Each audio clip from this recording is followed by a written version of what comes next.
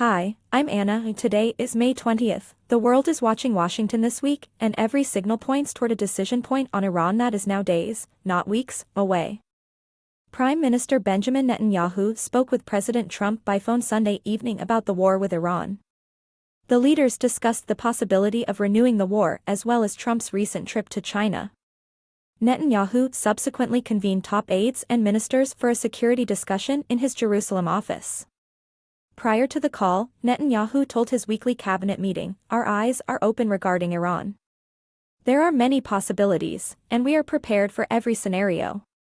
Shortly after the call, Trump posted an AI-generated graphic on Truth Social showing him and a U.S. Navy admiral in front of stormy waters and ships, with a caption that read, "It was the calm before the storm." Axios reported, citing two U.S. officials, that Trump held a Situation Room meeting Tuesday with his top national security advisors to review military options.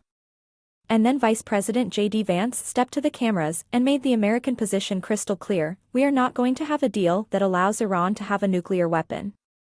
We are locked and loaded." That is not diplomatic language. That is a countdown. Iran heard it and responded. Iran's statement came shortly after mixed messages from the Trump administration on the prospect of a deal, and as Fox News correspondent Trey Yingst reported that U.S. refueling aircraft are now parked at Tel Aviv's airport, waiting in case Trump orders new military operations against Iran. Both sides are threatening. Both sides are positioning. And the ceasefire, which has no written terms, no enforcement mechanism, is the only thing holding this together. While all eyes are on Iran, Taiwan is fighting its own battle for Washington's attention. On Wednesday, May 20th, President Donald Trump said he would hold a phone call with Taiwanese President Lai Ching-te, signaling a potential shift in Washington's approach to direct communication with Taipei even as the United States maintains its long-standing One China policy and formal diplomatic ties with Beijing, and raising fresh questions about how such an unprecedented leader-to-leader conversation since the 1979 switch in recognition might affect cross-strait tensions, U.S.-China relations, and Taiwan's efforts to preserve both its security and its de facto sovereignty.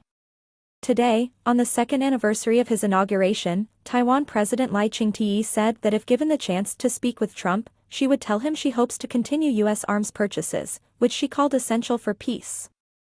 She assured the Taiwanese people that the island's future would not be decided by external forces. Trump, for his part, told reporters that Netanyahu would do whatever I want him to do regarding Iran, and when asked about Taiwan separately, said he was in no hurry on any deal. That answer was meant to be about Iran. But Taipei heard it too. Meanwhile, Trump had grown increasingly frustrated with G7 allies like the UK, France, and Germany for refusing to join the U.S. military effort in the Strait of Hormuz. French President Macron reportedly worked to win Trump over by offering a grand post-summit dinner at the Palace of Versailles. The Iran war will hang over every conversation in that room.